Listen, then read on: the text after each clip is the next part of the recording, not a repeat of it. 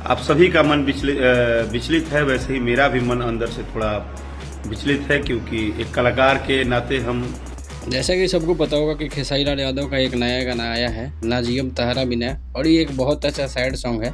कुछ देर पहले ये 1 नंबर पर ट्रेंडिंग कर रहा था, उसके बाद से ये 6 नंबर पर चला आया है और 5 नंबर पर रातें भर में गाना है खेसारी लाल यादव का ही, वो भी ट्रेंडिंग में है। गाना बस इतना है कि इसमें एक जो है मतलब हजाम जी रहते हैं, उनको एक लड़की से प्यार हो जाता है, लेकिन जब शादी की बारी आती है तो किसी और से शादी होती है लड़की की। सारे हजाम के जो वीर व्यवहार होते हैं उसको जो है खेसारी लाल यादव के द्वारा ही मतलब पूरा किया जाता है।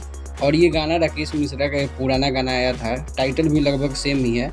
और आज से 10 साल पहले न जियब तोहरा बिना करके ये गाना आया था वेब म्यूजिक पे। 2,25,000 के आसपास इस पर व्यूज़ है, और भी कई जगह अपलोडेड हुए तो व्यूज़ टोटल काउंट करके ज़्यादा ही होगा। इसी गाने को लेकर के नया विवाद शुरू हो गया है कि खेसारी लाल यादव ने ये गाना चोरी कर लिया है और चोरी करके गाना गाते हैं। इसे जब भी खेसारी लाल यादव का गाना आता है सबको पता चलता है और सबको आवाज़ उठाने लगता है कि चोरी का गाना। बाकी गाना ज़बरदस्त है, आप लोग अपनी राय ज़रूर देना।